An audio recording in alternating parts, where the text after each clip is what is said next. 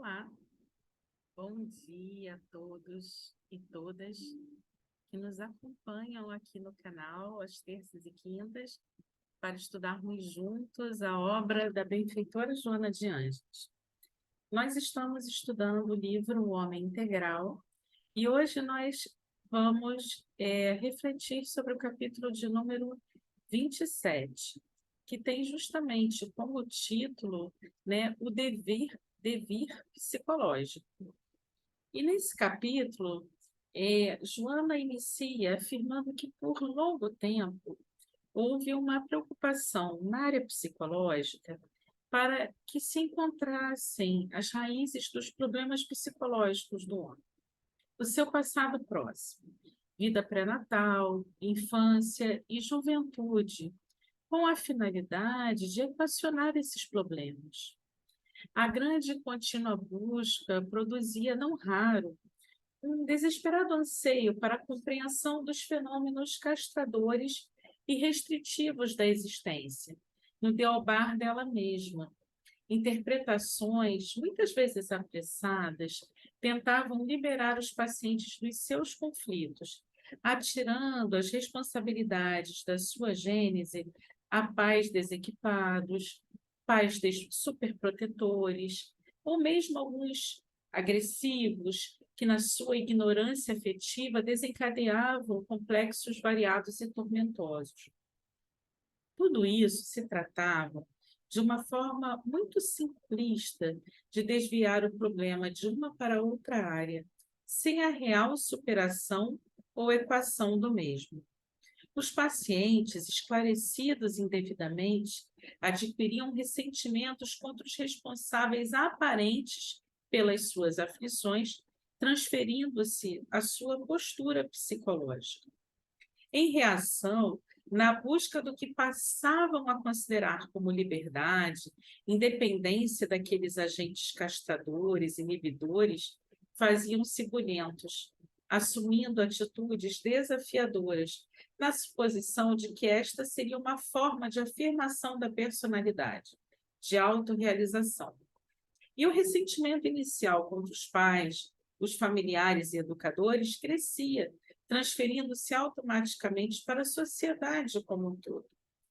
A conscientização dos fenômenos neuróticos não deve engendrar vítimas novas, contra as quais sejam atiradas todas as responsabilidades. Isso impede o amadurecimento psicológico do paciente, que assume uma posição injusta de deserdado da sociedade, aí se refugiando para justificar todos os seus insucessos.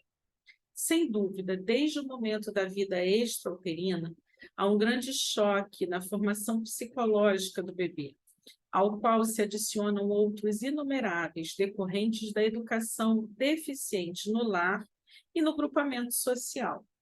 O mundo, com as suas complexidades estabelecidas e para ele impenetráveis, apresenta-se agressivo e odiento, exigindo-lhe alto suprimento de habilidades para escapar-lhe ao que considera as suas ciladas. Nessas circunstâncias adversas para a formação psicológica do homem, devemos convir que as suas causas precedem a existências anteriores, que formaram as estruturas da individualidade, ora reencarnada, responsáveis pelas resistências ou fragilidades dos componentes emocionais.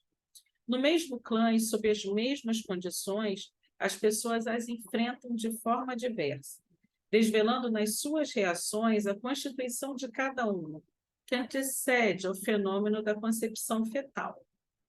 A moderna visão psicológica, embora respeitando as injunções do passado atual, busca desenvolver as possibilidades latentes do homem, o seu vir a ser, centralizando a sua interpretação nos seus recursos inexplorados. Há nele todo um universo a conquistar e ampliar, liberando as inibições e conflitos diante dos novos desafios que acenam com a autorrealização e o amadurecimento íntimo. De etapa a etapa, ele avança conquistando as terras novas da vida e da experiência, que se sobrepõem aos alicerces fragmentários da infância, substituindo-os vagarosamente. O devir psicológico é mais importante do que o seu passado nebuloso, que o sol da razão consciente se encarregara de clarear, sem ilhas de sombra doentia na personalidade. Extraordinariamente, em alguns casos de psicoses e neuroses, de dificuldades no interrelacionamento pessoal, de inibições sexuais e frustrações, pode-se recorrer a uma viagem consciente ao passado, a fim de encontrar-se a matriz kármica e aplicar-lhe a terapia especializada, capaz de conscientizar o paciente e ajudá-lo na superação do fator perturbante. Mesmo assim, a experiência terapêutica exige os recursos técnicos e as pessoas especializadas para o tentando, evitando-se apressadas conclusões falsas e o mergulho em climas obsessivos que impõem mais cuidadosa análise e tratamento adequado. A questão, pela sua gravidade, exige siso, seriedade e cuidados especiais. A nova psicologia profunda pretende desvendar as incógnitas das várias patologias que afetam o comportamento psicológico do homem, utilizando-se de uma nova linguagem e desenvolvendo os recursos da sua evolução ainda não escogitados. Por enquanto, o indivíduo não se conhece, apresentando-se como se for uma máquina com as suas complicadas funções, que busca automatizar. É indispensável, assim, que tome consciência de si, o que lhe independe da inteligência, da atividade de natureza mental. A consciência expressa-se em uma atitude perante a vida, um desvendar de si mesmo, de quem se é, de onde se encontra, analisando depois o que se sabe e o quanto se ignora, equipando-se de lucidez que não permite mecanismos de evasão da realidade. Não finge que sabe quando ignora, tampouco aparenta desconhecer se sabe.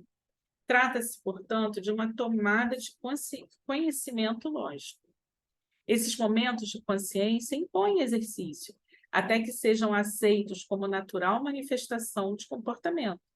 Para tanto, devem ser considerados os diversos critérios da duração, da frequência, da largueza, como de discernimento. Por quanto tempo, se permanece consciente em estado de identificação?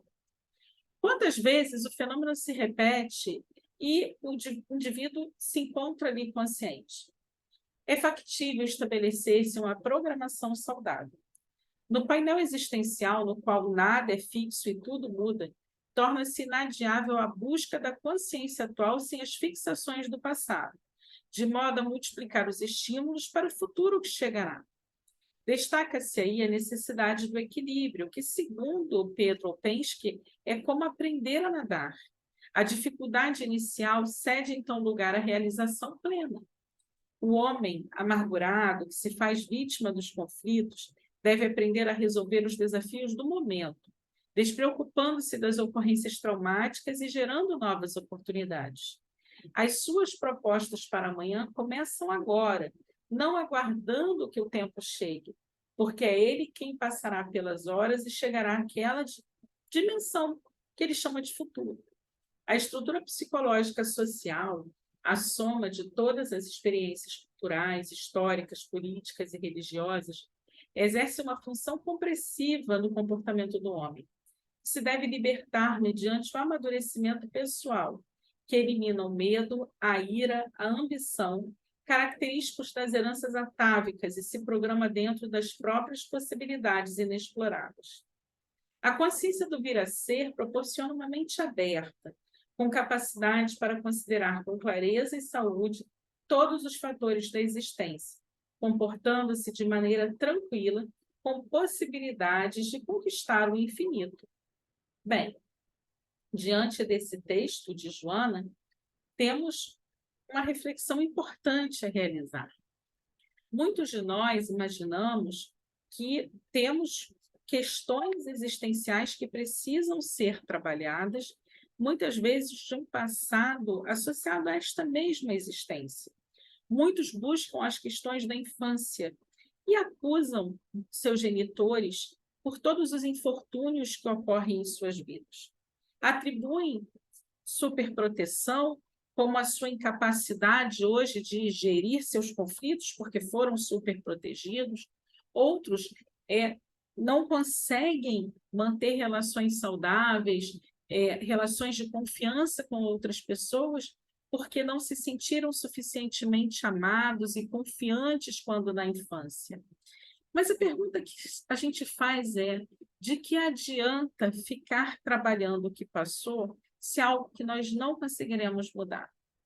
Por que não mudar aquilo que precisa ser mudado no hoje?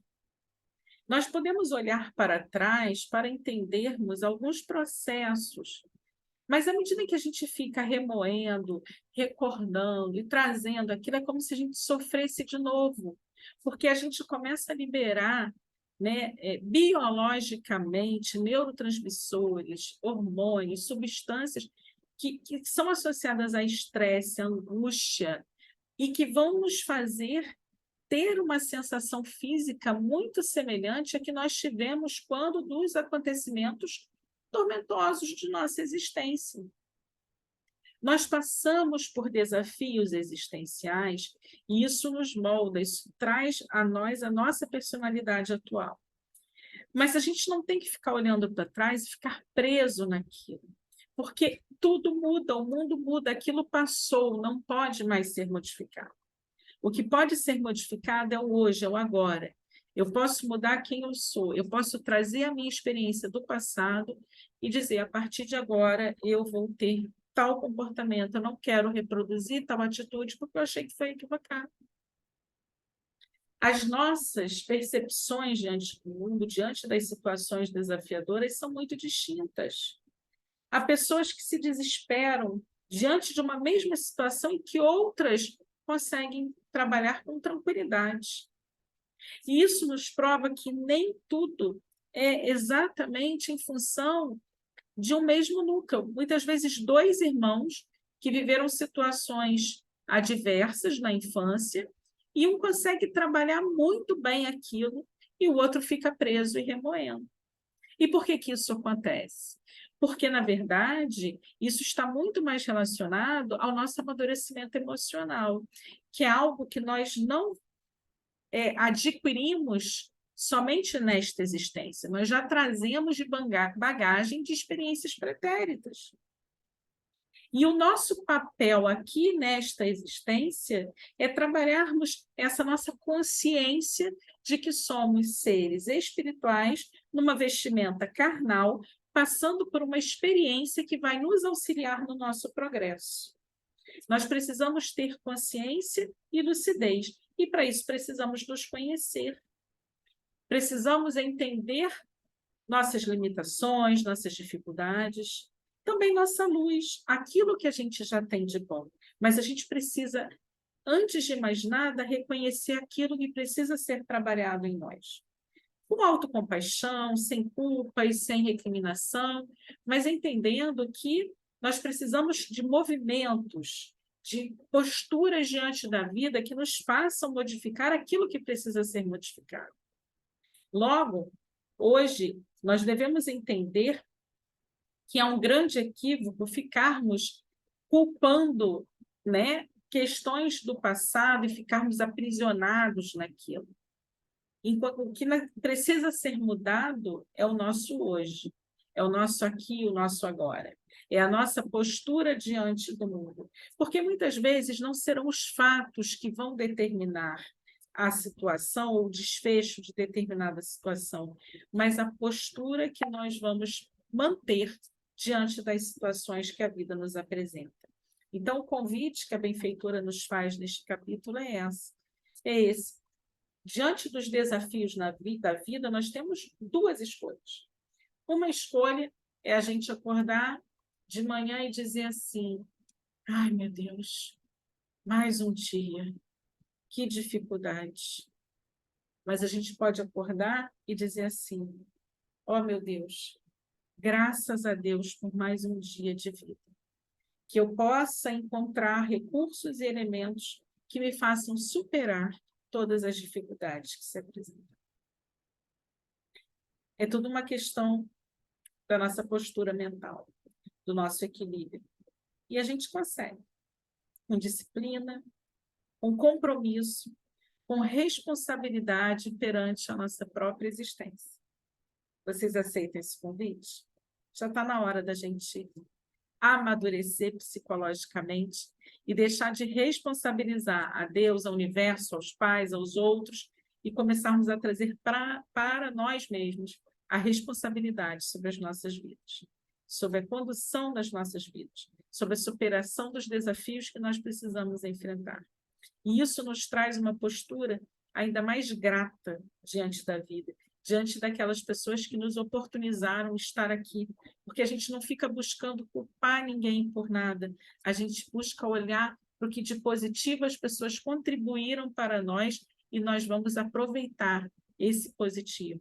Porque mesmo aquele familiar complicado do passado, aquele pai, aquela mãe, ele nos deu algo que ninguém nos deu mais. Ele nos deu a possibilidade, nos deram, né, a possibilidade de estarmos aqui, de estarmos vivos. Eles nos, né, fizeram com que nós estivéssemos aqui. Obviamente, com a interferência de Deus, mas foi preciso que houvesse um pai ou uma mãe biológica para que a gente pudesse estar aqui. Então, mesmo aqueles que sofrem de negligência emocional podem ser gratos pelo fato de terem nascido, de terem seus pais terem permitido a sua existência aqui na Terra. E isso é difícil, porque a gente prefere sempre olhar para o lado negativo do outro. Mas a gente tem que mudar. A gente tem que entender que todo mundo carrega a sua sombra, todo mundo tem suas dificuldades. Cada um, a seu tempo, vai trabalhando isso. A gente tem que aproveitar aquilo de bom que cada um traz e a gente, sim, buscar trabalhar, cada um de nós, a nossa própria sombra, fazendo cada vez mais luz. E é assim que a gente vai mudar o mundo, que a gente tanto fala, né? A gente precisa mudar o mundo, esse mundo, mas a reforma começa na gente mesmo. O convite está feito. Está na hora já. Vamos começar a ter mais responsabilidade sobre as nossas próprias vidas. Um beijo em todos os corações amigos que nos acompanham. Gratidão pela confiança, por estarem aqui conosco. Voltem mais vezes para que a gente continue estudando e refletindo em torno da obra de Joana de Ângeles. Muita paz a todos.